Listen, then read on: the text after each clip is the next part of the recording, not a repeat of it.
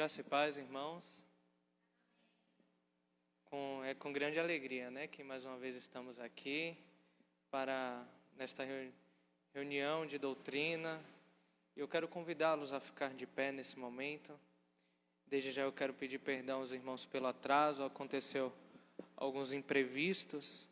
Nossa reunião é às 18h30, mas só conseguimos iniciar agora. Vamos fechar nossos olhos e fazer uma oração ao nosso Deus.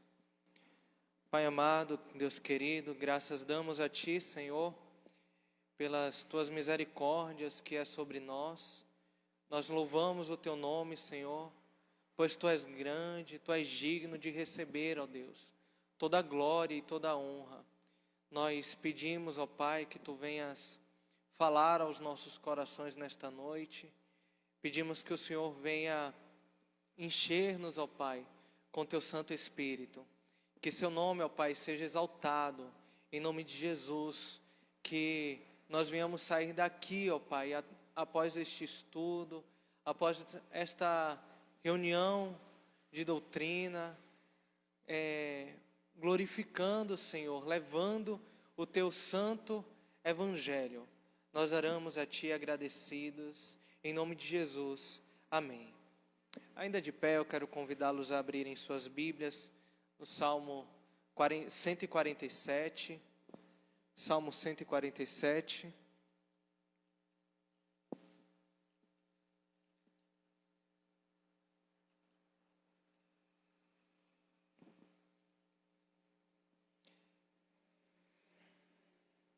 Salmo 147. Eu estarei fazendo a leitura de todo esse salmo, que diz assim: Louvai ao Senhor, porque é bom e amável cantar louvores ao nosso Deus. Fica-lhe bem o cântico de louvor. O Senhor edifica Jerusalém e congrega os dispersos de Israel. Saros de coração quebrantado e lhes pensa as feridas. Conta o número das estrelas, chamando-as todas pelo seu nome. Grande é o Senhor nosso e muito poderoso. O seu entendimento não se pode medir. O Senhor ampara os humildes e dá com os ímpios em terra. Cantai ao Senhor com ações de graças, entoai louvores ao som da harpa ao nosso Deus, que cobre de nuvens os céus, prepara a chuva para a terra, faz brotar nos montes a erva e dá o alimento aos animais e aos filhos dos corvos quando clamam. Não faz caso da força do cavalo, nem se compraz nos músculos do guerreiro. Agrada-se o Senhor dos que o temem e dos que esperam na sua misericórdia. Louva Jerusalém ao Senhor, louva Sião ao teu Deus, pois ele reforçou as trancas das tuas portas e abençoou os teus filhos dentro de ti. Estabeleceu a paz nas tuas fronteiras e te farta com o melhor do trigo. Ele envia as suas ordens à terra e sua palavra corre velozmente. Dá a neve como lã e espalha a geada como cinza. Ele arroja o seu gelo em migalhas. Quem resiste ao seu frio? Manda a sua palavra e o derrete. Faz soprar o vento e as águas correm. Mostra a sua palavra a Jacó e as suas leis e os seus preceitos a Israel. Não fez assim a nenhuma outra nação. Todas ignoram os seus preceitos. Aleluia. Amém? Quero convidá-los a abrir seus inários no hino de número 14. Vamos adorar o Senhor com este hino. Hino de número 14.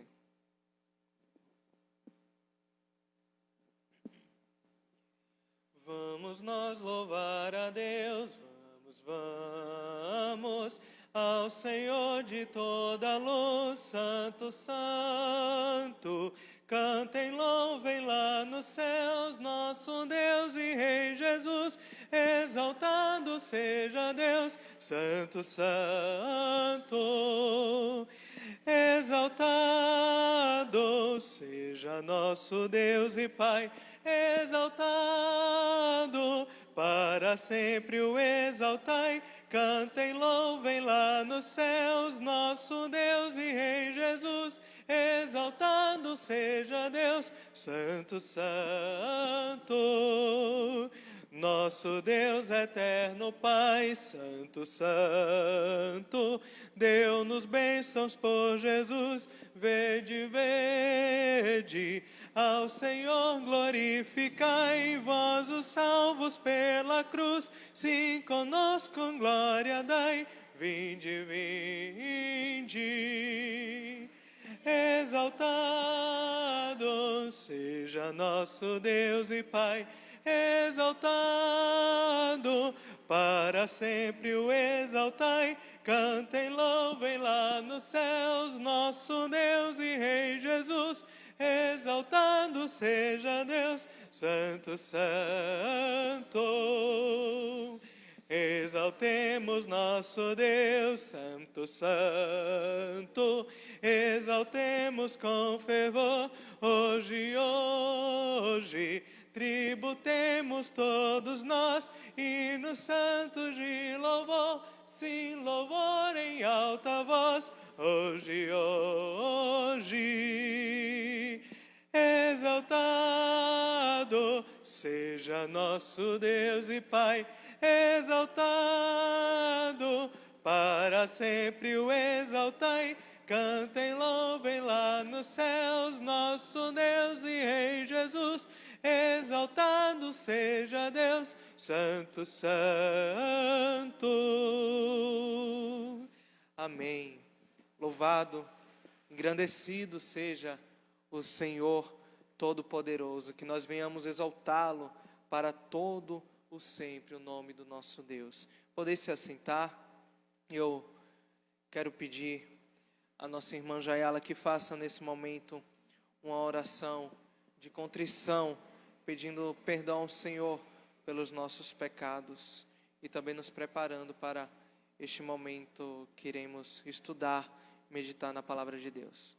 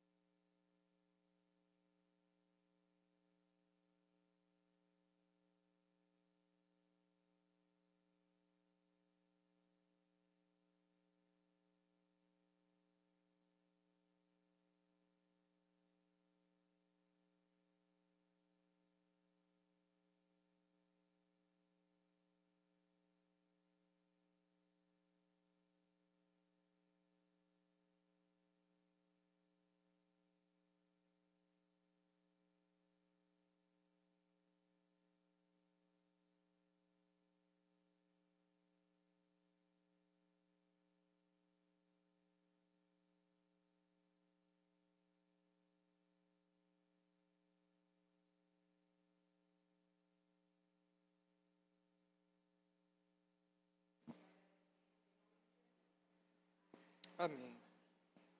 Amém. Vamos abrir nossas Bíblias em Romanos capítulo 12.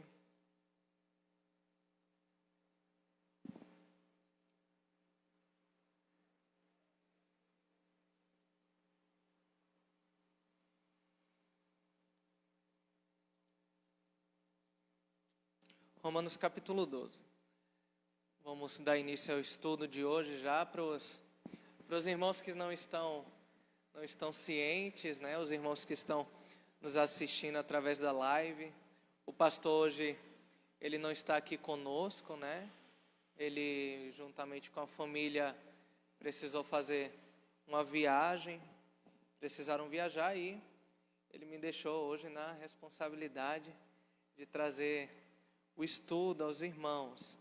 Essa é a primeira vez que eu estou trazendo um estudo. Mas que Deus seja glorificado, né, nesse momento.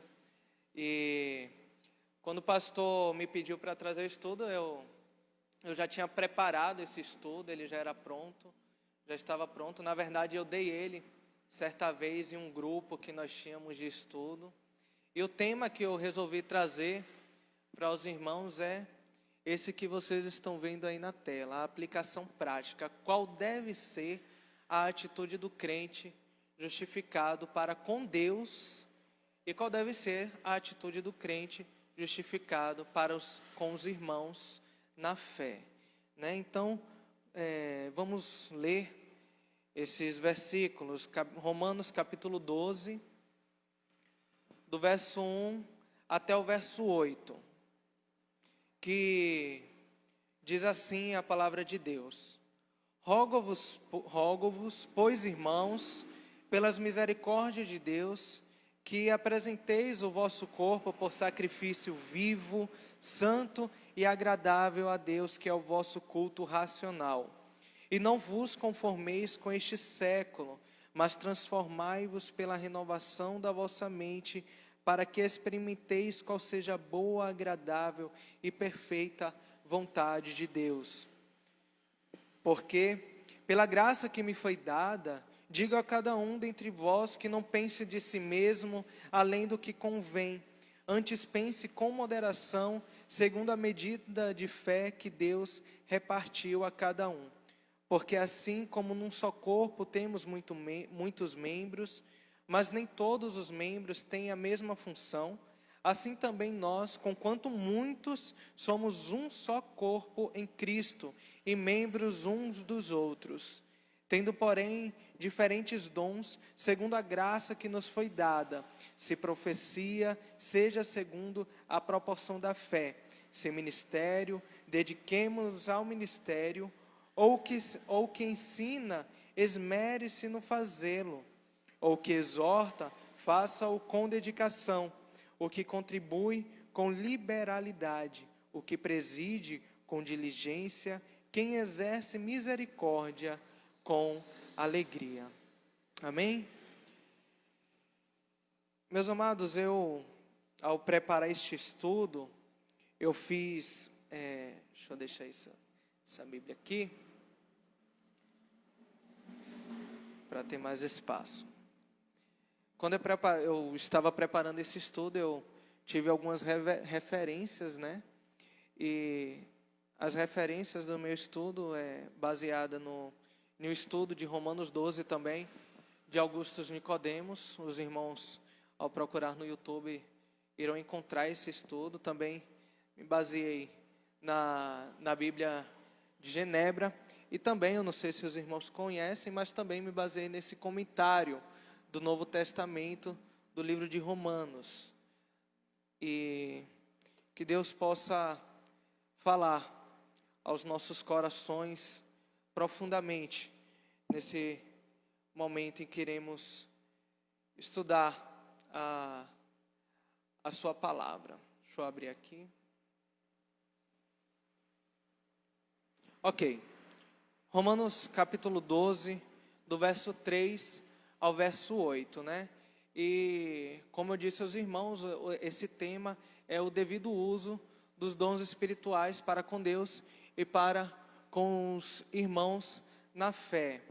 E o capítulo 12 é o início do final da carta de Romanos, onde Paulo fez uma exposição completa do evangelho que ele prega.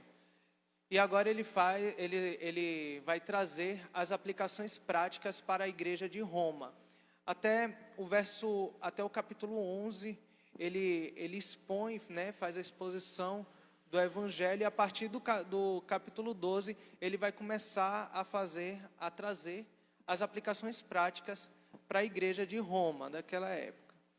E nós lemos do verso 1 ao verso 3, e ele é dividido em duas partes. Do verso 1 ao verso 2, ele fala da necessidade de transformação diária de nossa mente para que experimentemos qual seja a vontade de Deus, né? E agora essa é a primeira orientação prática que ele nos traz. Na verdade, ele quer nos trazer a necessidade de consagração total. E a partir do verso 3 até o verso 8, ele fala sobre o exercício dos dons espirituais, né? Como nós acabamos de ler. A vida no corpo de Cristo. Então, nós vamos...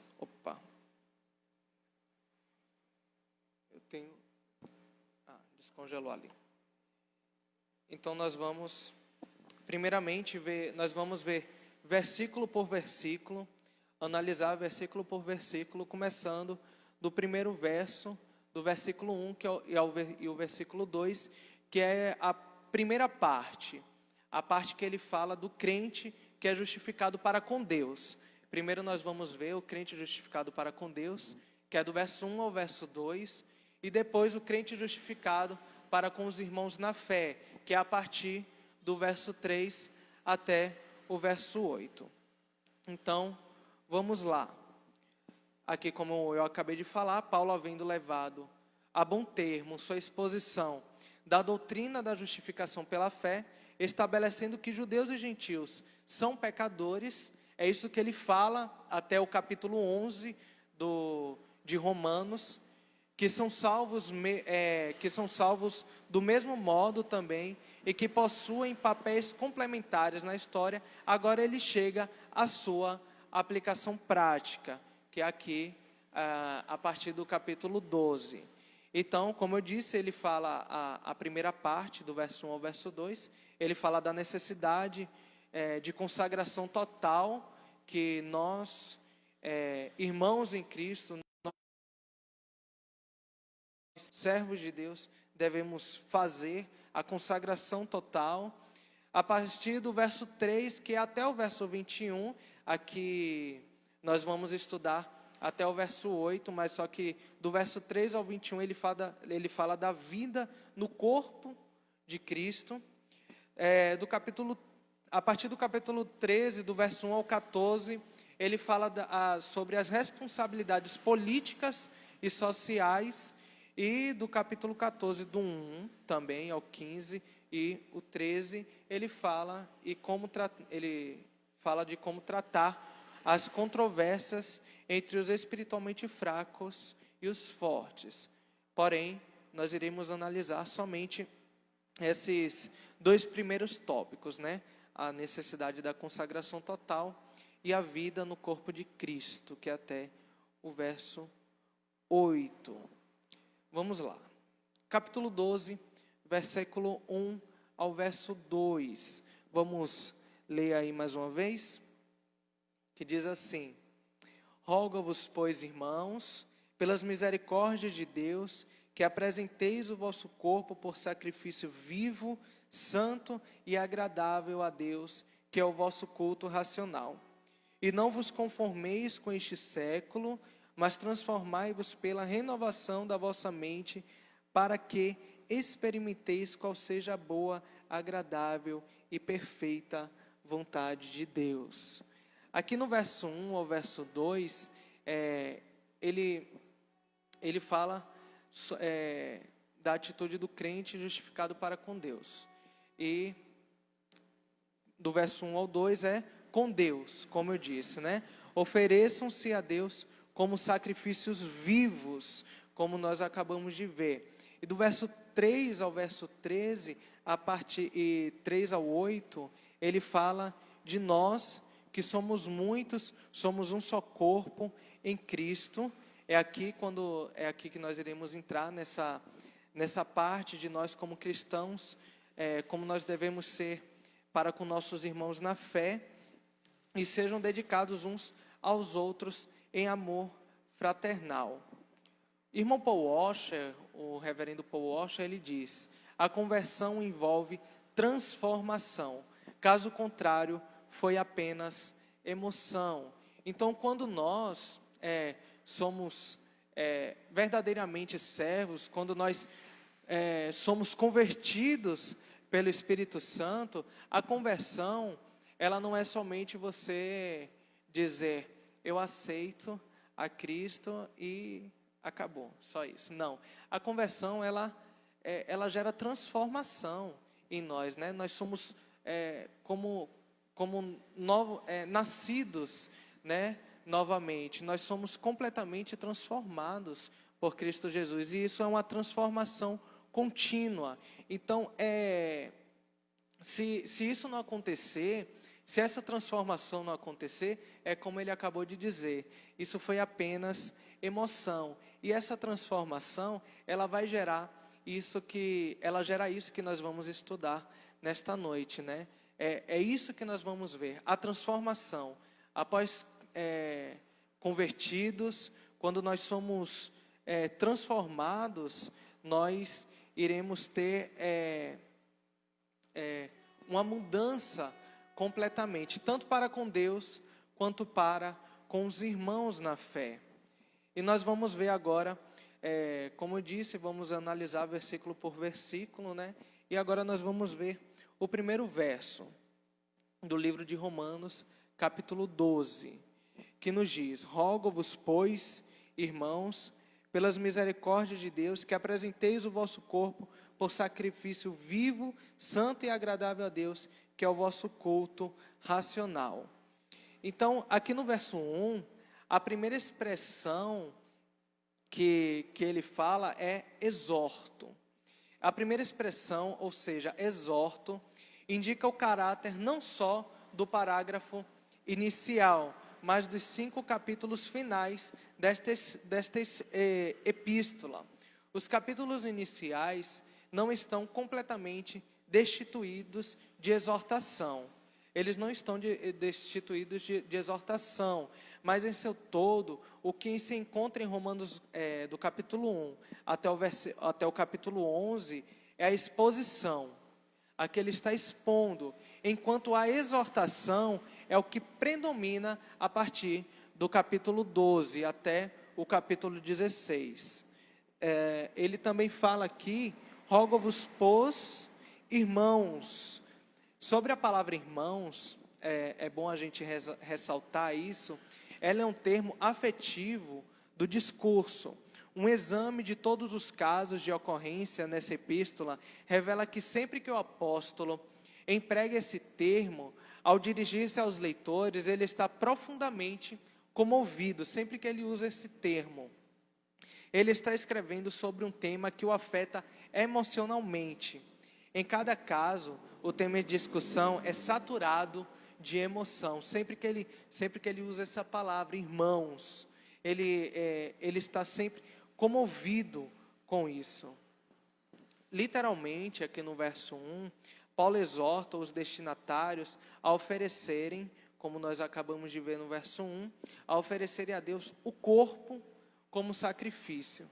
Entretanto, que num contexto como este, a palavra corpo se refere à personalidade, por inteiro, é óbvio, à luz de Romanos capítulo 6, do verso 11 ao verso 14. Eu quero convidá-los, quero pedir alguém que abra para mim, por favor, em Romanos capítulo 6, do verso 11 ao 14, e faça essa leitura, por favor.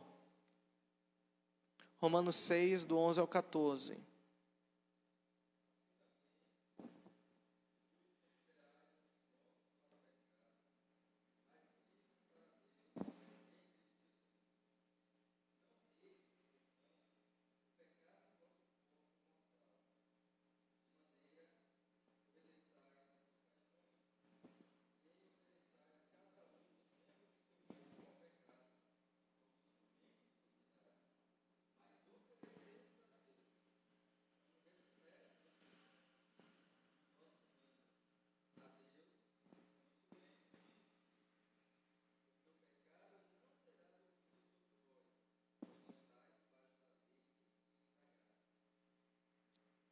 Amém.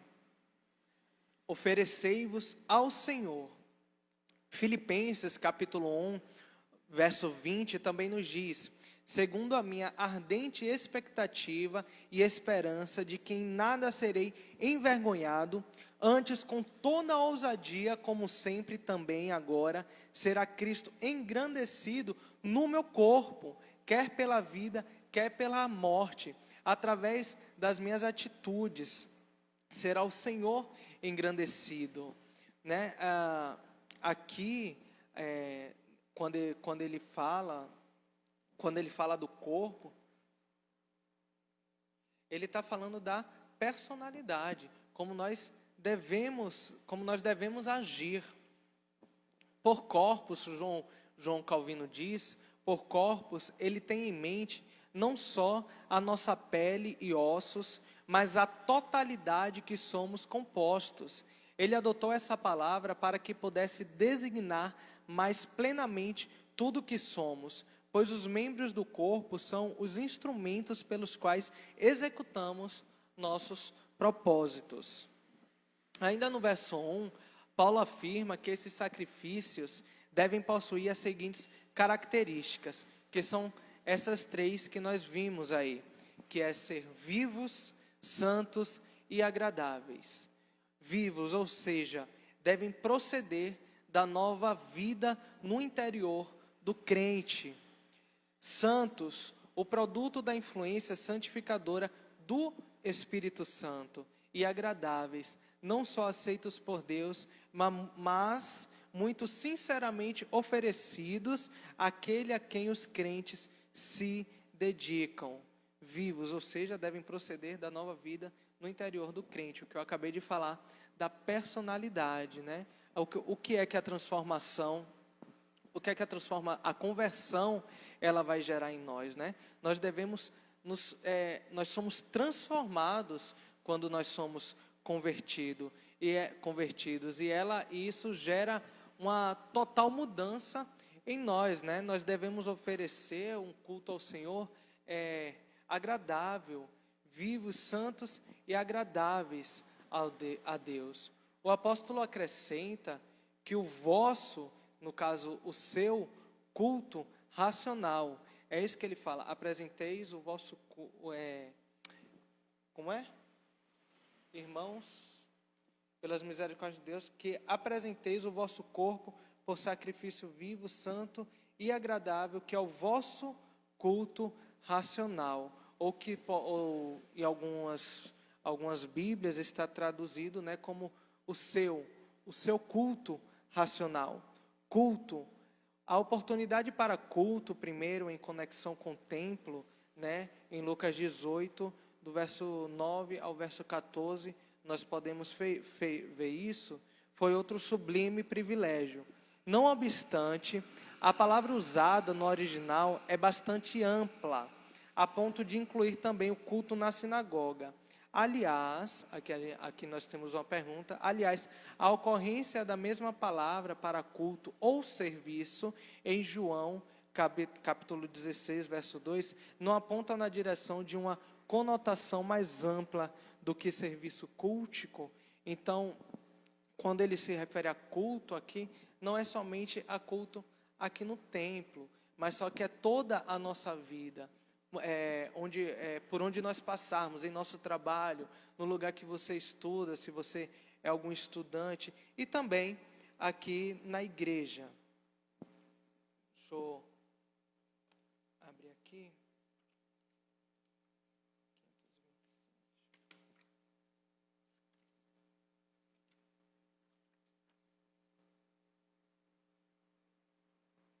Aqui, Paulo está, aqui no comentário de Romanos, ele diz que Paulo está pensando na ação de cultuar a consagração irrestrita do coração, da mente, vontade, palavras e atos, de fato em tudo o que uma pessoa tem e faz para Deus, nada menos que isso, né? Então, quando ele fala em cultuar aqui, essa consagração que Paulo está nos dizendo, né? A consagração irrestrita do coração, da mente, da vontade, das palavras, dos nossos atos. É isso que Paulo quer nos dizer.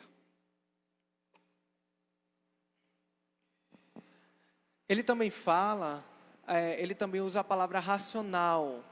E aqui ele quer nos dizer, o sacrifício que Paulo nos pede aqui é a apresentação da nossa pessoa em toda a sua inteireza, no culto que ele chama de racional. numa adoração que não é só emocional ou emotiva, como nós vemos anteriormente naquele comentário de Paul Washer, mas é algo racional, que envolve todo o nosso ser, o nosso raciocínio. É algo lógico que aqueles que têm sido grandemente favorecidos se ofereçam a Deus integralmente como sacrifícios vivos, santos e agradáveis, pois Deus ele foi misericordioso para conosco. Então nós devemos retribuir isso racionalmente. Misericórdia de Deus é outra palavra que ele fala aí também no versículo 1. Por conseguinte, quando nesse contexto ele menciona a grande misericórdia de Deus, estaria referindo-se à maravilhosa bondade de Deus descrita nos primeiros 11 capítulos desta carta. Aqui ele fala ele fala da sua bondade em Romanos capítulo 2, verso 4. Ele fala da sua paciência em Romanos capítulo 9, do verso 22, no verso 22, e capítulo 11, verso 22 também. Do seu amor em Romanos 5, 5. E da sua graça em Romanos capítulo 1, verso 7. E tem todos esses capítulos e versículos aí que nós podemos ver Deus mostrando a sua misericórdia para conosco, né? E como é que nós devemos retribuir essa misericórdia, né? Essa bondade de Deus, essa paciência, esse amor, a graça de Deus que é derramada sobre nós. Nós devemos nos derramar ao Senhor, pois Deus ele foi misericordioso, Deus ele derramou toda essa bondade, todo esse amor para conosco, que nós devemos retribuir isso em um culto racional ao Senhor, levando toda a nossa vida, dando toda a nossa vida a Deus por conta da sua misericórdia para conosco. Prestem atenção nesse slide aqui que eu vou ler agora. Voltando uma vez mais aos capítulos iniciais da Epístola de Paulo aos Romanos, e dali imediatamente volvendo a vista para o restante desses precioso escrito, ninguém pode evitar tornar-se cônscio do fato de que Romanos capítulo 1, verso 1 e 3, verso 20, se acham mencionados o pecado e o sofrimento do homem. Em Romanos 3, 21, 11 e 36, abre-se para ele o caminho do livramento. O homem, ele é pecador, eles se acham mencionados a partir do capítulo 1 como pecadores, e nós somos pecadores e nós sofremos, e a partir deste verso do capítulo 3, abre-se para ele o caminho do livramento. E em Romanos capítulo 12, verso 1, demonstra-se ao crente resgatado como por meio de uma vida de gratidão a Deus. O homem deve responder com uma vida útil direcionada para os filhos de Deus e, de fato, para todos em geral. Nós éramos pecadores, nós estávamos mortos em nossos delitos e pecados, é isso que a palavra de Deus diz. E o Senhor, Ele nos livrou disso. Deus, Ele nos abriu os olhos, nós estávamos mortos e Deus, Ele nos tornou vivos. E qual deve ser nossa atitude para com isso? Uma vida de gratidão a Deus. Uma vida de gratidão. Por meio de uma vida de gratidão a Deus, o homem deve responder. Como é que nós vamos responder isso? Com uma vida útil, direcionada para os filhos de Deus. Nós vamos ver isso a partir do verso 3. E, de fato, para com todos em geral. Isso nos lembra de várias passagens no Saltério, especialmente Salmo capítulo 50, verso 15 e Salmo 16. Aqui eu não coloquei os versos, quais são os versículos, mas aqui ele cita o livro de Salmos, que ele primeiro fala da miséria do homem. Laços de morte me secaram e angústias do inferno se apoderaram de mim. Caí em tribulação e tristeza, mas vem o livramento. Então invoquei o nome do Senhor. Ó Senhor, livra a minha alma. Achava-me prostrado e Ele me salvou. Nós estávamos na miséria, o Senhor nos salvou. E como nós vamos responder isso? Aí no final, com gratidão, tomarei o cálice da salvação e invocarei o nome do Senhor. Cumprirei meus votos ao Senhor na presença de todo o seu povo. Nós devemos responder, amados, a salvação, as misericórdias, o livramento do Senhor com gratidão, louvando ao Senhor, levando a sua palavra, vivendo o verdadeiro evangelho, sendo transformados pelo Espírito Santo a cada dia. Essa é a transformação, esse é o dever do crente que é justificado para com Deus e para com os irmãos. O catecismo de Heidelberg, ele tem uma pergunta que diz: quantas coisas são necessárias você saber para que viva e morra feliz neste conforto? A resposta é 3. Primeira, quão grandes são meus pecados e sofrimentos. Segundo, como sou libertado de todos os meus pecados e sofrimentos. E terceiro, devo ser agradecido a Deus por esse livramento.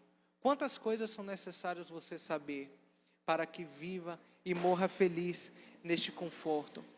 Somente essas 3 coisas são necessárias nós sabermos para isso, né? Nós estávamos em total pecado.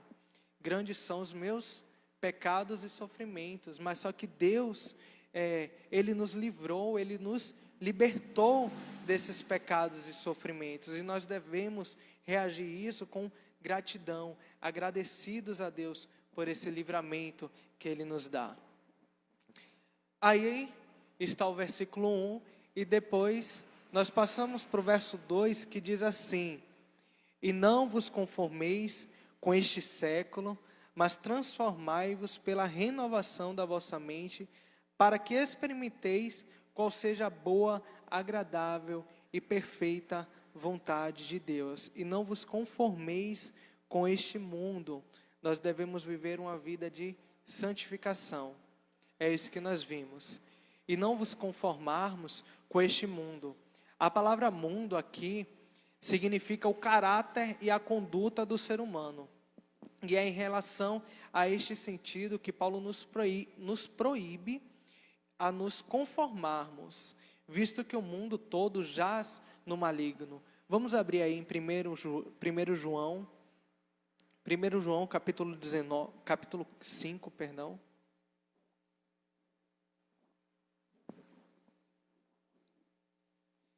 1 João,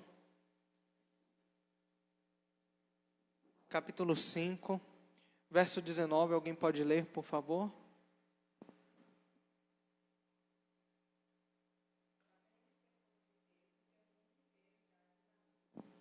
O mundo inteiro jaz no maligno. Nós não devemos nos conformar com este mundo. João Calvino, ele diz: devemos despir-nos de tudo quanto pertence à natureza humana, se verdadeiramente anelamos o revestimento de Cristo. Essa frase aí, ela é bem forte, né? Se verdadeiramente nós anelamos o revestimento de Cristo, se verdadeiramente nós anelamos por Deus, se verdadeiramente nós vivemos uma vida de gratidão ao Senhor pelo seu livramento, nós devemos então nos despir de tudo quanto pertence à natureza humana. E nós vivemos, nós estamos rodeados, né, por pessoas que não vivem o Evangelho, por pessoas que desprezam a cruz de Cristo. Versículo 2 ainda, aqui no verso 2, ele mostra aos ouvintes e leitores que se deve evitar, o que se deve fazer, a fim de se alcançar o alvo. O que nós devemos evitar de fazer: não vos conformeis com este mundo, a fim de quê? De nós alcançarmos o alvo. Primeiramente, o que se deve evitar? aqui ele nos ensina, né? A má companhia.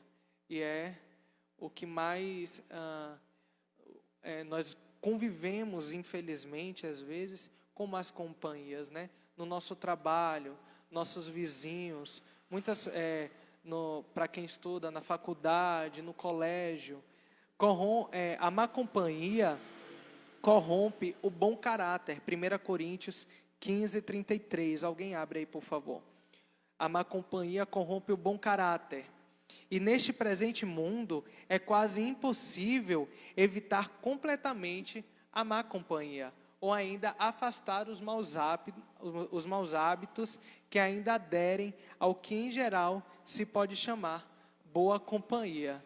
Isso é uma grande verdade, né? A má companhia, infelizmente, hoje, né, para nós nos afastarmos, é bastante complicado. Alguém aí lê, por favor, 1 Coríntios, capítulo 15, verso 33.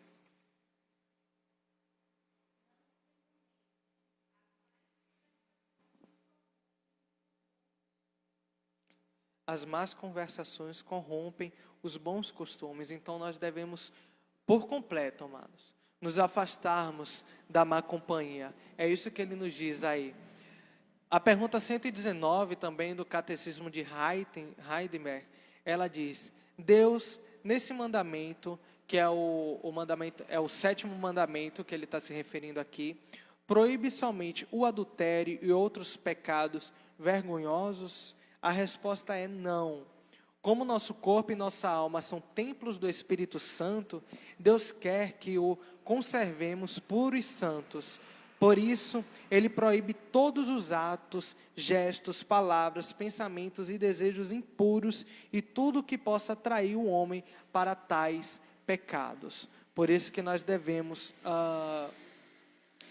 todos os dias, anelarmos por Cristo e procurarmos nos santificar e nos afastarmos dessas más conversações, nos afastarmos dessas más companhias. Ele literalmente nos proíbe a fazer isso.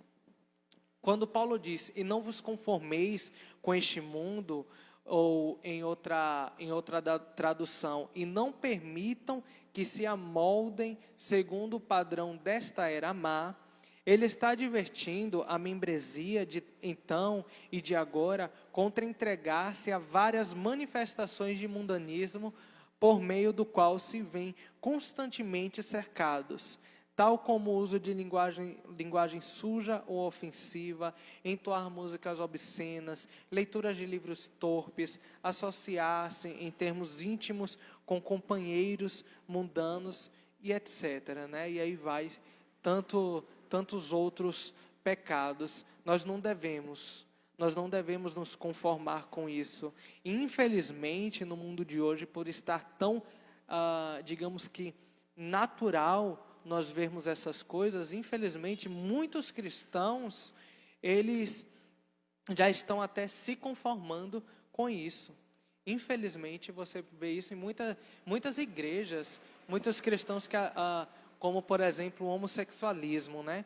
Hoje, tanta gente homossexual, são tantas pessoas, né? E até os não homossexuais que a maioria concorda com isso.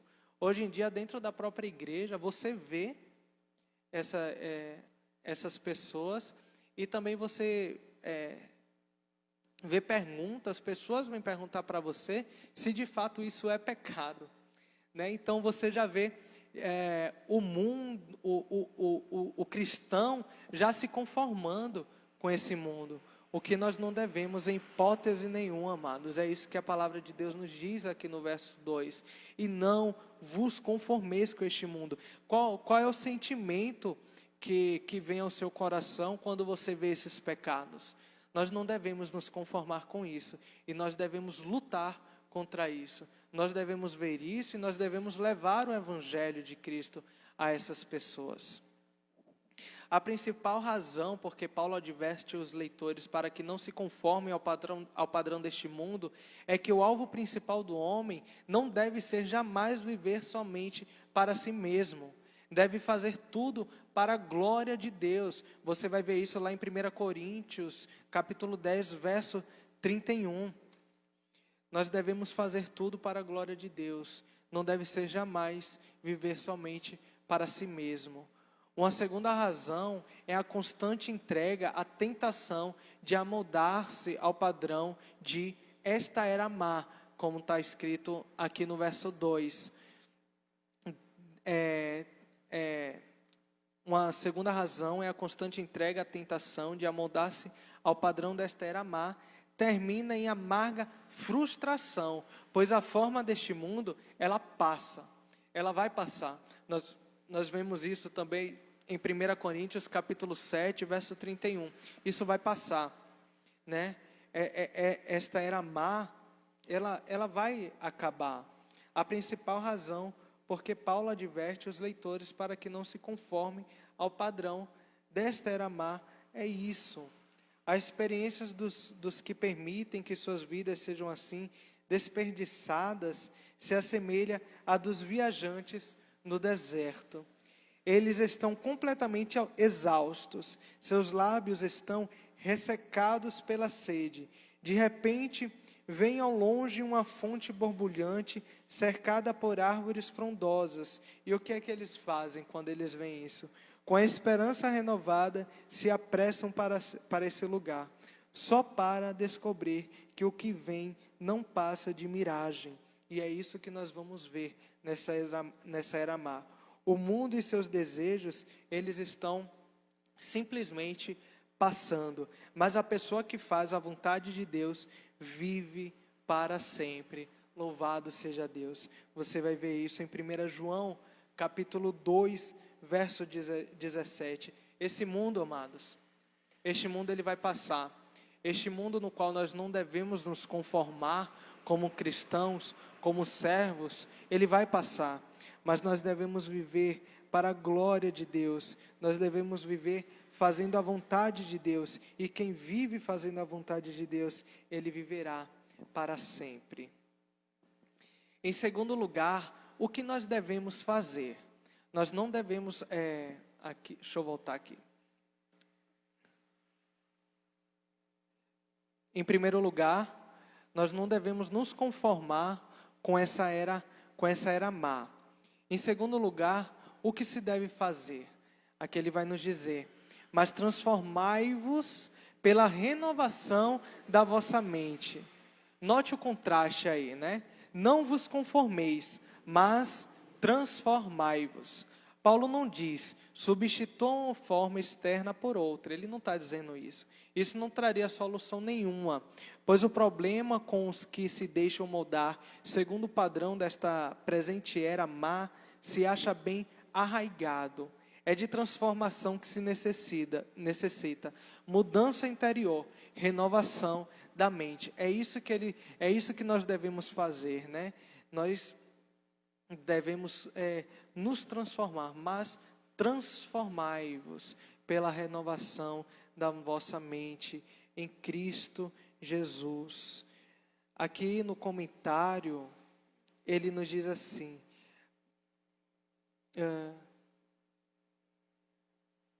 ou seja, não só do órgão que pensa e raciocina, mas da disposição interior, melhor ainda, do coração, do ser interior. E é disso que necessita de transformação. E a pergunta é, nós temos seguido esse conselho que ele nos dá? Nós temos feito essas coisas para não nos conformarmos com esse mundo, mas transformai-vos pela renovação da vossa mente. Você tem sido transformado pela renovação da vossa mente em Cristo Jesus, através da leitura da palavra, constante oração? É importante atentar bem para a maneira exata na qual o apóstolo se expressa nessa exortação. Note os seguintes detalhes. Primeiro, ele usa o tempo presente. Prossigam se transformando. Por conseguinte, essa transformação não deve ser uma questão de impulso, ora avança, ora se retrai. Tem de ser contínua, uma transformação contínua. Ele não fala continuam prosseguindo, mas ele fala prossigam se transformando. Segundo, o verbo usado está na voz passiva. Paulo não diz transformem a si próprios, mas prossigam se transformando.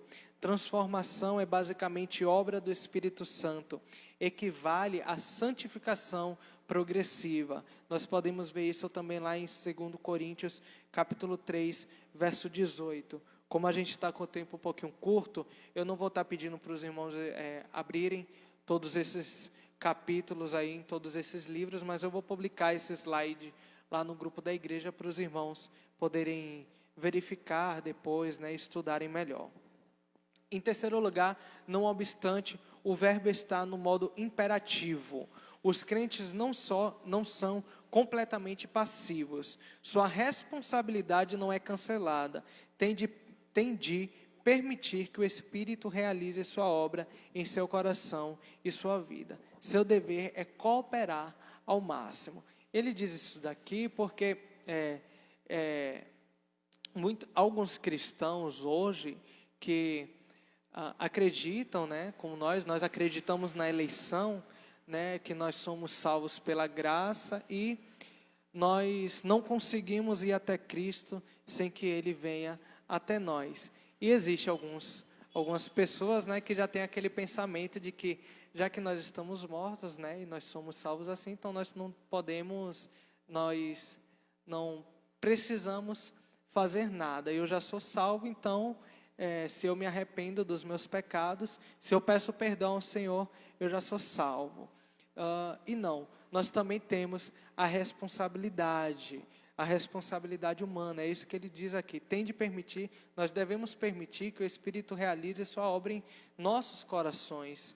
E nós temos o dever de cooperar ao máximo para com isso. Finalmente, o apóstolo descreve o glorioso resultado dessa transformação contínua. Aí no final do verso que ele diz, para que provem qual é a vontade de Deus. Eis uma afirmação importantíssima. Ela mostra que para discernirem a vontade de Deus para a sua vida, os crentes não podem apenas depender da sua consciência. A consciência é de fato muito importante, mas ela tem de retornar constantemente à escola da Escritura, a fim de receber a instrução do Espírito Santo, a leitura constante da palavra de Deus. Nós devemos nos debruçar na palavra do Senhor. É assim que os crentes se tornam e permanecem cônscios da vontade de Deus, através da leitura bíblica, através do estudo da palavra do Senhor, e não só estudando, mas orando e louvando ao nosso Deus. Então, o que Deus quer que sejamos ou façamos? Eis a resposta, que é muito simples: aquilo que é bom e agradável e perfeito aos olhos do Senhor. João Calvino nos diz: o conhecimento da vontade de Deus equivale à verdadeira e genuína sabedoria. Ora, se a renovação de nossa mente é indispensável para o propósito de se provar qual é a vontade de Deus, então faz evidente que quão hostil é a mente humana em relação a Deus. E aqui nós terminamos essa primeira parte, que é do versículo 1 ao verso 2, que é a aplicação prática, qual deve ser a atitude do crente justificado para com Deus. Essa deve ser a atitude do crente justificado para com Deus. Nós estávamos mortos, nós estávamos em pecado e sofrimento, o Senhor nos livrou do pecado e do sofrimento, e nós respondemos a isso com quê? Com gratidão ao Senhor. É assim que nós respondemos a Deus. Essa deve ser a atitude do crente justificado para com Deus, com gratidão, fazendo tudo isso daqui que eu acabei de falar neste primeiro verso e neste segundo verso. Nós devemos nos debruçar na palavra do Senhor. Nós devemos orar ao Senhor pedindo orientação. Nós devemos anelar pelo Espírito Santo em nossas vidas. E agora nós vamos, a partir do verso 3, ver qual deve ser a atitude do crente justificados para com os irmãos na fé. Os irmãos estão aí com suas Bíblias abertas. Deixa eu congelar aqui.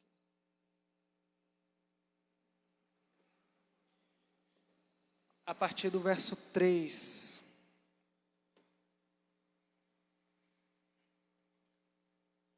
O que diz aí? Porque pela graça que me foi dada, digo a cada um dentre vós, que não pense de si mesmo além do que convém. Antes, pense com moderação, segundo a medida da fé que Deus repartiu a cada um.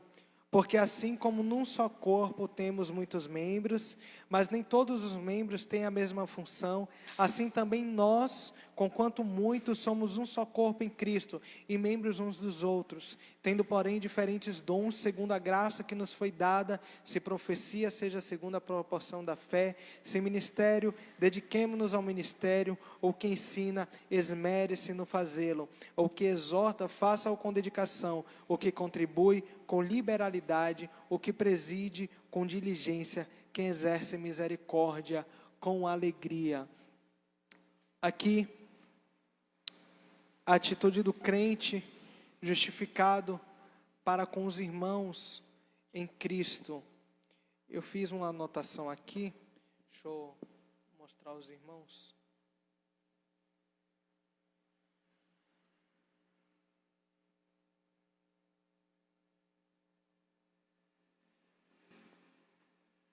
Aqui, a partir do verso 3, o apóstolo Paulo, ele vai comparar a igreja com o corpo. Os irmãos não vão conseguir ler daí, né? Eu acho que está muito pequeno. Mas só que eu vou ler aqui e vocês vão entender. Aqui o apóstolo Paulo, então, compara a igreja com o corpo. Isso no versículo 4 e versículo 5. Assim como num só, ele começa falando. Os autores do Novo Testamento usam muitas metáforas para se referir à igreja. Às vezes, eles se referem à igreja como edifício. O próprio Senhor Jesus se referiu ao seu povo como uma videira, na qual ele é o tronco, e nós somos os galhos, e damos muitos frutos se unidos a Ele. Porém, a figura predileta no Novo Testamento para a igreja é o corpo humano. É a melhor ilustração para o ideal ou propósito de Deus para a igreja.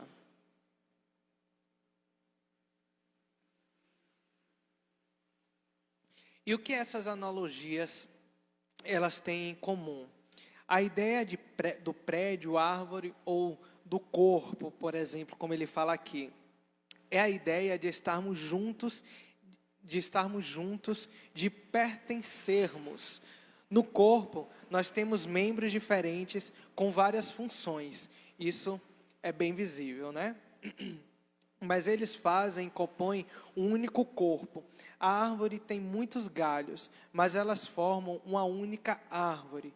Todas essas figuras apontam a diversidade e para a unidade caracterizada aí, que é a igreja. É o que Paulo está fazendo aqui. Ele diz 3 coisas a respeito do corpo que se aplicam como ilustrações para a igreja.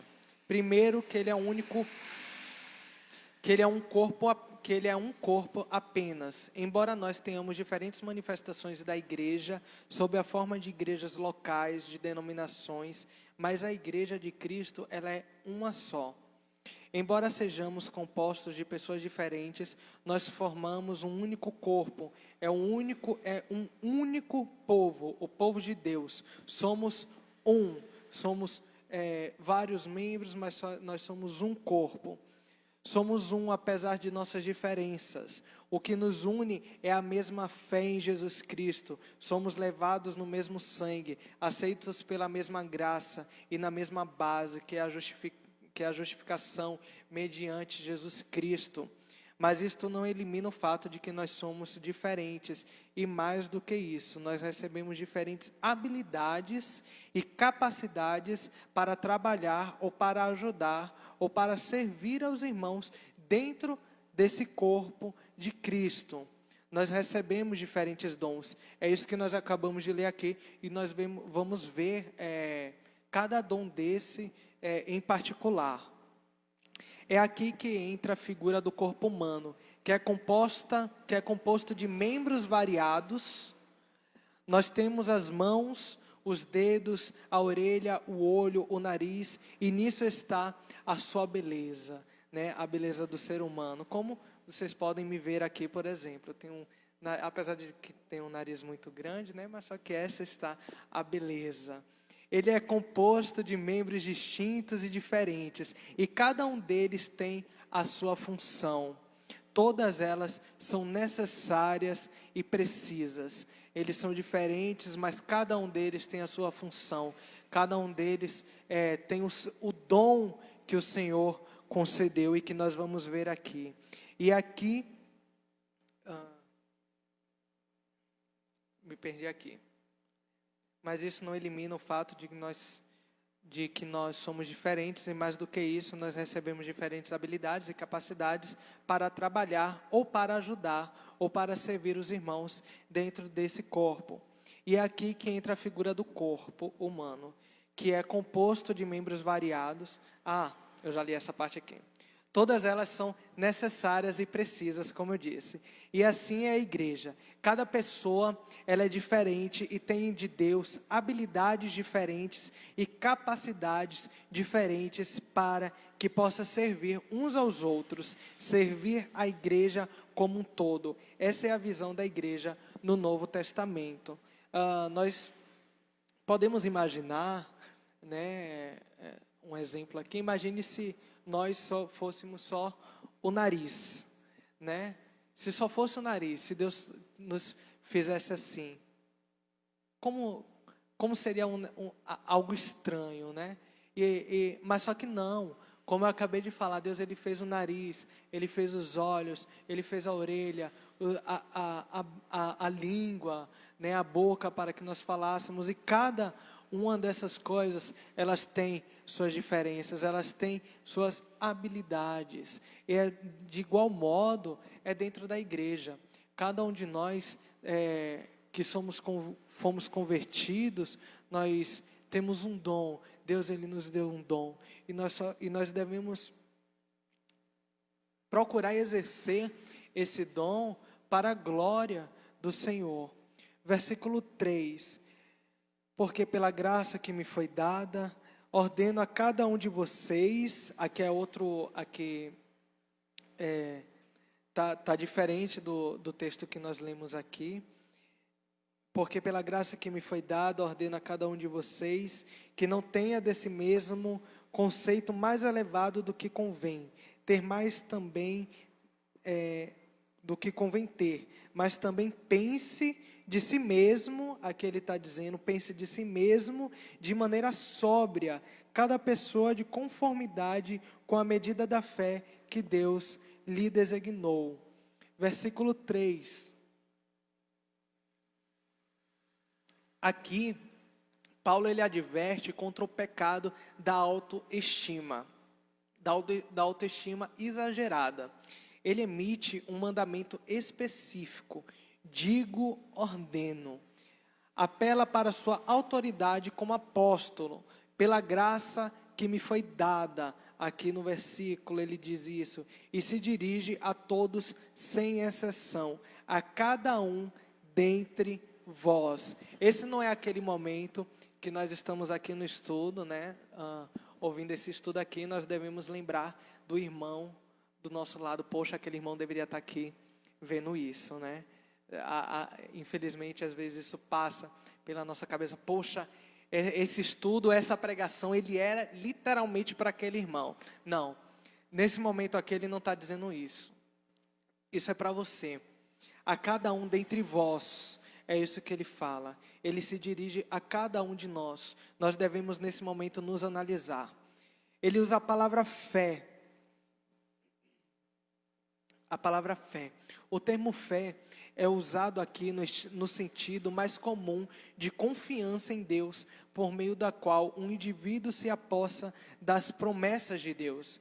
Ele está falando das várias formas nas quais cada indivíduo distinto pode ser uma bênção aos outros e à igreja em geral, usando o dom particular com o qual, em associação com a fé, Deus ou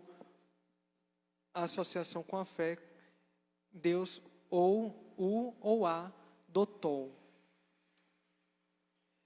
Aqui no comentário de Romanos, no segundo parágrafo desse verso 3, ele nos diz assim, ele está demonstrando a cada um daqueles a quem se dirigia a reconhecer a diversidade dos dons no meio da unidade da fé e a perguntar a si mesmo, como posso fazer um melhor uso de meu dom para beneficiar a cada um e a todos? Qual deve ser a atitude do crente justificado para com os irmãos na fé? Essa é a pergunta que nós devemos nos fazer. Como posso fazer um melhor uso do meu dom? Do dom que Deus concedeu a mim e a você para beneficiar a cada um dos irmãos e a todos os irmãos em geral e a igreja de Cristo?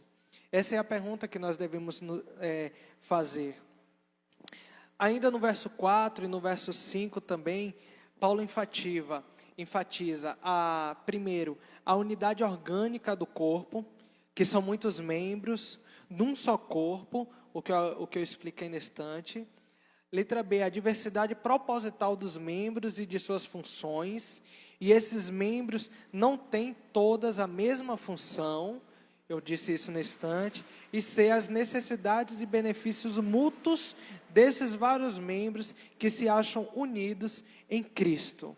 Também nós, que somos muitos, somos um só corpo em Cristo e membros uns dos outros. É isso que a palavra de Deus nos diz. Verso 6, a partir do verso 6 até o verso 8. Aqui a gente já está chegando ao final do estudo. Nota sobre este sumário de dons e funções. Primeiro, ele é caracterizado por estilo abreviado. As palavras implícitas, porém não expressas, são numerosas aqui. Segundo, Paulo está apresentando 7 dons, distribuídos entre pessoas ou grupos de pessoas que, fazendo uso desses dons, exercem as funções correspondentes dentro da igreja. E terceiro, as 7 funções que nós acabamos de ver: profetizar, de prestar serviço prático, que é o ministério, a de ensinar, a de exortar, a da contribuição, que também é contribuir para as necessidades das pessoas, assim nós podemos entender, e a presidência, que é a de exercer liderança, e por último, a misericórdia. Nós vamos analisar cada uma delas aqui. Quarto, listas um tanto similares são encontradas em 1 Coríntios, capítulo 12, do verso 8 ao 10, onde se mencionam 9 funções. Aqui nós vimos essas 7 que Paulo nos apresenta. Em 1 Coríntios, capítulo 12, os irmãos podem conferir depois em suas casas, ele menciona 9 funções. Em 1 Coríntios, capítulo 12, verso 28 ao 29, onde se mencionam 8 funções, e em Efésios 4:11, que menciona 4 funções. Então, não é só aqui que ele fala sobre isso. E o quinto, é evidente que Paulo crê que não só os ministros, presbíteros e diáconos possuem dons, mas cada crente, preste atenção nisso, mas cada crente possui um ou mais dons divinamente outorgados. O apóstolo mostra como esses dons devem ser usados para o benefício da igreja e, de fato, dos homens em geral. Eu pedi para que vocês prestassem atenção nisso, porque é interessante que tem alguns irmãos que pensam assim, e algumas igrejas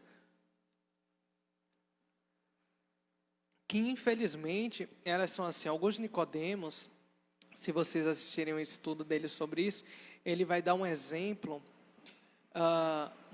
muito prático sobre, que ele dá dois exemplos, um errado e um correto. É evidente que Paulo crê que não só os ministros, presbíteros e diáconos possuem dons. Olha o que ele fala, não somente eles possuem dons, mas cada crente possui um ou mais dons divinamente outorgados.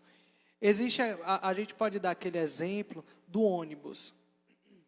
No ônibus existe o motorista e o tesoureiro, o cobrador, né? E nós, o motorista seria o pastor, né? E nós, cristãos, estaríamos entrando nesse ônibus. Nós entraríamos no ônibus, iríamos pagar a passagem ali, sentar e ficar lá só esperando o fim da nossa viagem, né? E o pastor lá, todo o trabalho, dirigindo aquele ônibus. Isso é completamente equivocado. Isso está completamente errado. Nós podemos usar o exemplo certo, que é o exemplo daquele barco a remo. Não sei se vocês sabem, mas são várias pessoas ali remando, né? Então, várias pessoas remando, várias pessoas no trabalho, e tem uma pessoa ali na frente que está dizendo, vá para cá, vá para lá, para tal lado, mais forte, mais fraco, mais rápido, né? Então, esse seria o papel do pastor. Então, todos aqueles ali, eles estão remando, todos eles estão exercendo o seu dom ali, e assim deve ser a igreja. Não é somente o pastor aqui na frente, nós não devemos vir pensando nesse sentido, nós vamos vir só para a igreja para sentar nos bancos e aqui ficar, né? Senta no banco, termina a pregação, vou para casa, acabou. Não é isso. Não é isso que a palavra de Deus ela nos ensina, amados. O apóstolo Paulo fez uso de analogia do corpo e suas variadas partes para ilustrar a natureza da igreja. Agora eu vou pedir para os irmãos abrirem rapidinho aí em 1 Coríntios capítulo 12.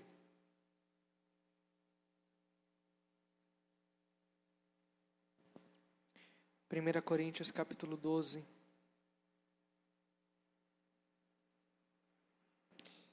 O apóstolo Paulo fez uso de analogia do corpo e suas variadas partes para ilustrar a natureza da igreja. Isso a gente vê em 1 Coríntios capítulo 12. Na verdade, a gente já está com o horário bem extenso, então eu vou continuar aqui. Senão a gente vai atrasar um pouquinho. Segundo, ele ressaltou a sua unanimidade. A gente vê isso no versículo 5. Terceiro, ele fala da sua diversidade inerentes, ligado de forma inesperável ao ser, no verso 6. E deu ênfase à necessidade de cada membro reconhecer seus dons e de usá-los de maneira adequada. Verso 6 até o verso 8. A pergunta 55 do Catecismo de Heidelberg, ela nos diz: como você entende a comunhão dos santos? A resposta: primeiro, entendo que todos os crentes juntos e cada um por si têm como membros comunhão com Cristo, o Senhor, bem como todos os seus ricos dons. E segundo, que todos devem sentir-se obrigados a usar seus dons com vontade e alegria para o bem dos outros membros. Essa é outra resposta que nós podemos dizer como deve ser a atitude do crente justificado para com os irmãos na fé. Que todos devem sentir-se obrigados a usar seus dons, os dons que Deus deu a nós, com vontade e alegria, não por força, mas vontade e alegria para o bem dos outros membros. Versículo 6, note, a partir do verso 6, segundo a graça que nos foi dada, ele diz, ninguém tem o direito de vangloriar-se de seu dom, e nós devemos orar, amados, nós devemos orar muito ao Senhor para que Ele venha ter misericórdia, porque a vaidade ela é terrível, e às vezes a vaidade, ela toma os nossos corações. Então, ele diz assim, segundo a graça que nos foi dada, Deus, ele foi gracioso para comigo e para com você, em nos conceder esse dom. Ninguém tem o direito de vangloriar-se do dom que Deus concedeu a você. Se é o dom de profetizar, se é o dom de ensinar, se você está aqui na frente e tem uma bela voz, está aqui cantando, você não tem que se gloriar com esse dom que Deus lhe deu. O pastor, ele não tem que se gloriar com o dom que Deus deu a ele de levar, de pregar a sua palavra. Cada membro deve ter em mente que sua habilidade para servir a outros é um produto da graça de Deus, de seu amor imerecido. Foi Deus com seu amor imerecido que deu a nós esses dons. E nós vemos aí, nós vamos entrar aí, já finalizando, para a primeira parte, que é a de profetizar. Vamos ver o que é cada um desses dons rapidamente. Uma razão importante para imprimir um valor tão elevado ao ato de profetizar teria sido que a mensagem do verdadeiro profeta era o produto não de sua própria intuição ou ainda de seu próprio estudo e pesquisa, mas de revelação especial. O profeta recebia a sua mensagem diretamente do Espírito Santo. Verso 6 ainda, outra razão porque na lista que Paulo faz dos dons espirituais, a profecia ocupa uma posição tão elevada por seu conteúdo abrangente. De modo algum se restringia à anunciação de uma predição de vez em quando. Incluía também edificação, exortação, consolação e instrução. Isso a gente vai ver lá em 1 Coríntios capítulo 14, verso 3 e verso 31, depois os irmãos analisam em seus lares. Entretanto, nem todo aquele que se apresentava como profeta era necessariamente um genuíno profeta. Nem tudo que um profeta dizia era necessariamente verdadeiro. E assim, além de suprir a igreja com profetas, Deus fez com que houvesse nela pessoas que fossem aptas para distinguir entre o verdadeiro e o falso profeta. Olha outro dom que Deus usa, que Deus dá também, E assim, além, nem todos os profetas eram verdadeiros, e assim, além de suprir a igreja com profetas, foi o que Deus fez com que houvesse nela pessoas que fossem aptas para distinguir entre o verdadeiro e o falso profeta, e entre a verdade e a falsidade. Estou ficando rouco. Ainda no verso 6, em concordância com isso, Paulo escreve aqui em Romanos 12, verso 6, se profecia seja segundo a proporção da fé. Aqui alguns intérpretes entendem a palavra fé no sentido objetivo, como se o apóstolo estivesse se referindo à verdade revelada de Deus, o Evangelho. Outros, contudo, aceitam um sentido subjetivo e consideram a palavra fé como uma indicação da confiança em Deus e em suas promessas. São dois pensamentos que nós temos aí. Versículo 7. Aqui Paulo fala sobre o ministério e o ensino. Ministério, ou nós podemos falar também, como está em algumas traduções, prestar serviço prático. A palavra grego é a mesma palavra de onde vem o termo diácono, ou diaconia, ou seja, serviço prático, ministério.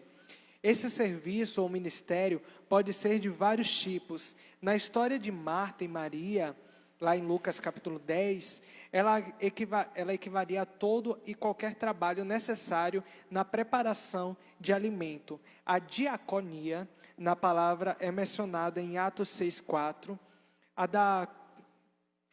da reconciliação em 2 Coríntios capítulo 5, uma vez que, no presente contexto, Paulo está enumerando várias funções pertinentes à vida da igreja, é natural aqui conectar o termo com aqueles tipo particular de trabalho que também atribuímos ao diaconato. Consequentemente, Paulo está incentivando os que são qualificados para esse tipo de trabalho e aceitarem a oportunidade de agirem assim. Aqui no comentário, rapidamente lendo, de Romanos, ele nos diz assim, parágrafo 2. O apóstolo usa a palavra diaconia. Não. Aqui. É possível que nos seja bem difícil, prestem atenção, é possível que nos seja bem difícil avaliar a importância que o apóstolo associava ao trabalho do diácono nessa época, comparado à época de hoje. O ministério eclesiástico da misericórdia. Precisamos ter em mente, contudo, que nos dias do apóstolo, muitos crentes tinham tudo menos riqueza. Alguns eram escravos ou libertos. Aliás, nessa mesma epístola aos Romanos, o apóstolo expressa a razão por que não podia viajar direto para Roma sem primeiro visitar os santos em Jerusalém. Diz ele em outra parte: vim a Jerusalém trazer a meu povo esmolas para os pobres.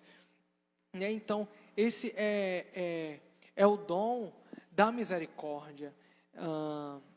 Depois ele fala sobre o ensino, ainda no versículo 7, a habilidade que você tem de estudar, de se preparar, de trazer um estudo profundo, de explicar pontos difíceis, elucidar questões que não são tão claras, encaminhar as pessoas através do raciocínio até chegar a conclusões com respeito à verdade, enfim, né?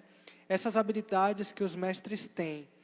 E não precisa ser pastor para isso, amados. Nós temos que entender isso. É necessário mestres para a escola dominical, para ajudar com as crianças, jovens. É preciso pessoas que ensinem em todo lugar. Então, não é só o pastor que tem essa habilidade, essas habilidades, né? O pastor tem, mas nós não devemos entender que somente o pastor deve ter. O presbítero ele tem que ter. E se você tem esse dom, esmere-se em fazer isso, pois é necessário que a igreja tenha essas pessoas para que possam ajudar de fato nas escolas dominicais, para que possam ajudar com as crianças, com os jovens. É preciso de fato de pessoas que ensinem em todo o lugar, não somente na igreja.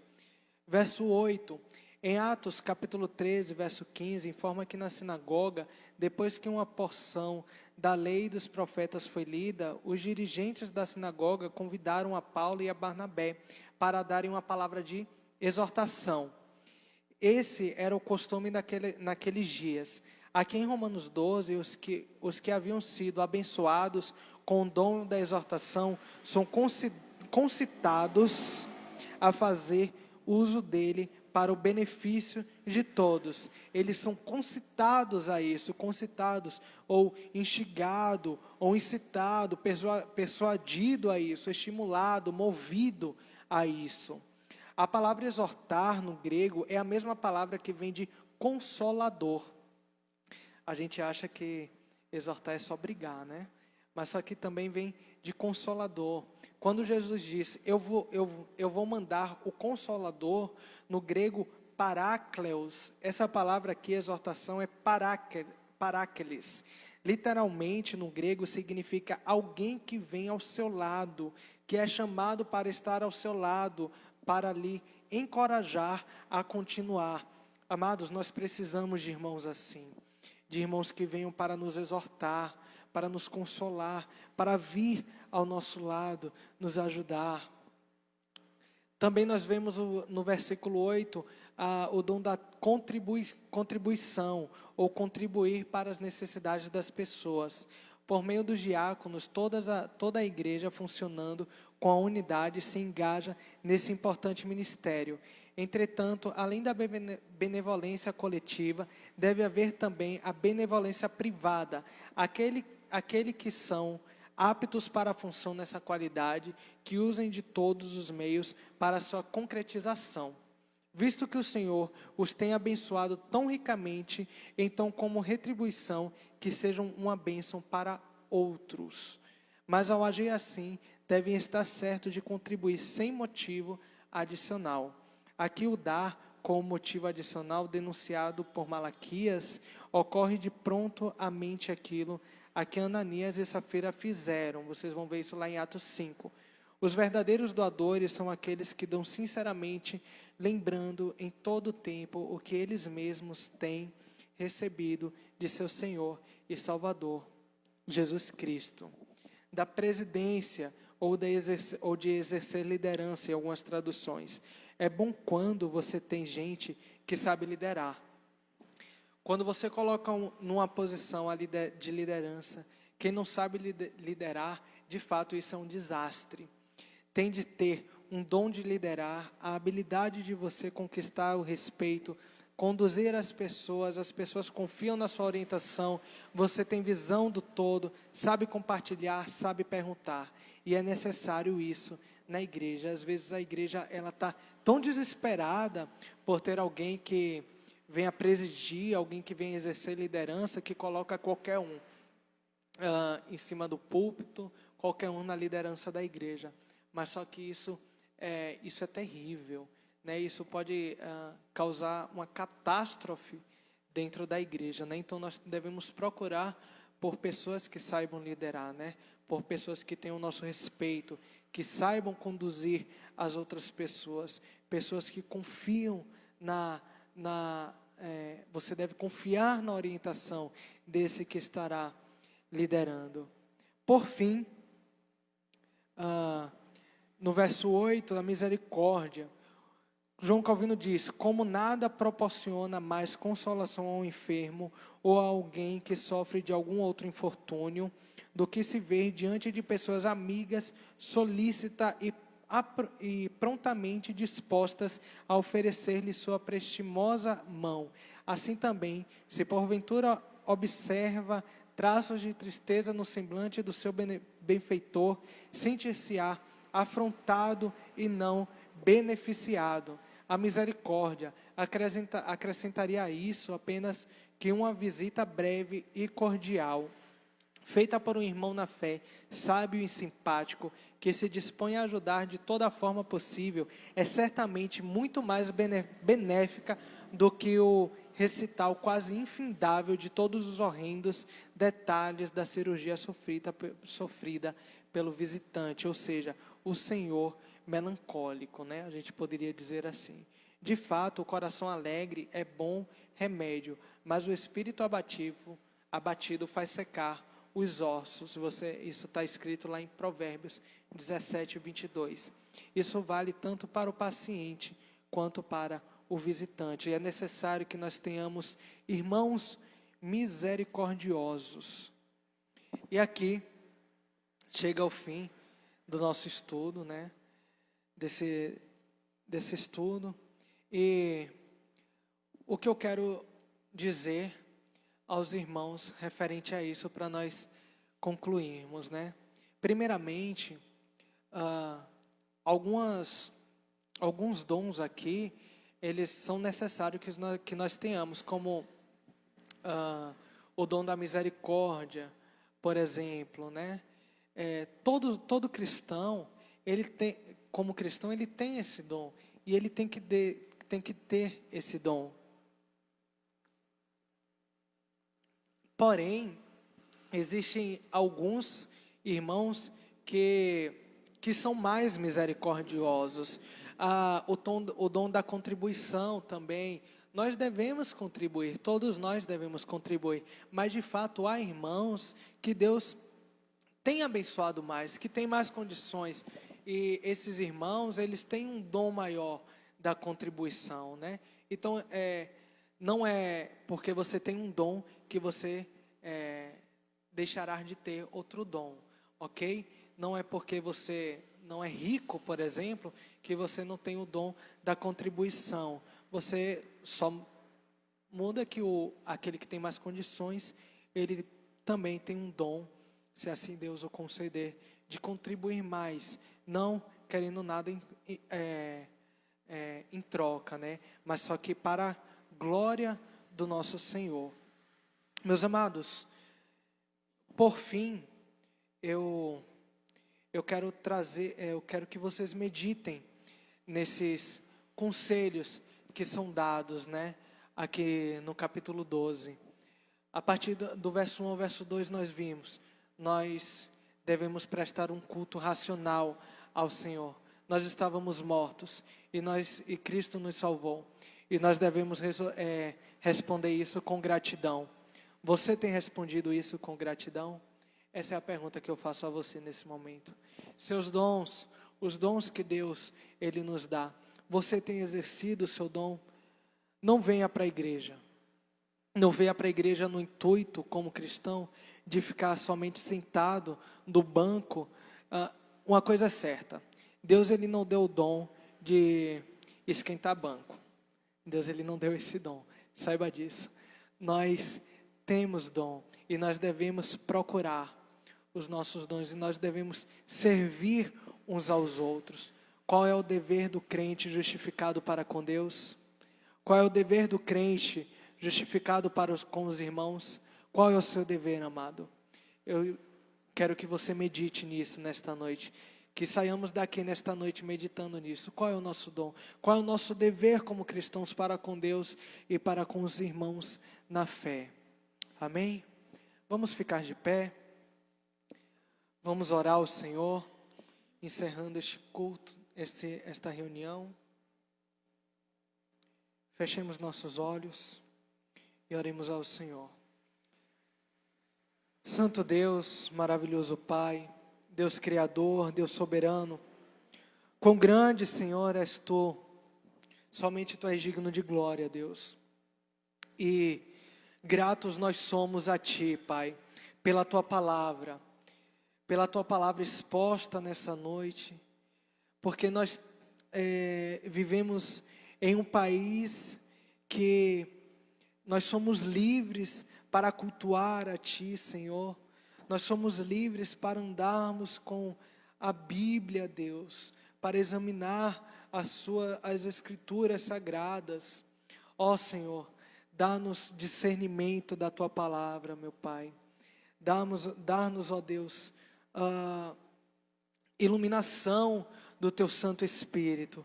Que nesta noite, Pai, nós venhamos meditar nisto que nós estudamos aqui. Qual é o nosso dever para contigo, ó Pai, e para com nossos irmãos. Ó Senhor, nós fazemos parte de um corpo, somos muitos, mas somos um em Cristo Jesus. Qual é o nosso papel na igreja? Que nós venhamos procurar saber, Pai. Mostra-nos qual deve ser o nosso papel, Senhor, para a glória do Teu nome, Deus, em nome de Jesus Cristo. Despede-nos em paz também, ó Pai. Nós oramos a Ti, agradecidos, em nome de Jesus. Amém. Amém. Podem se assentar.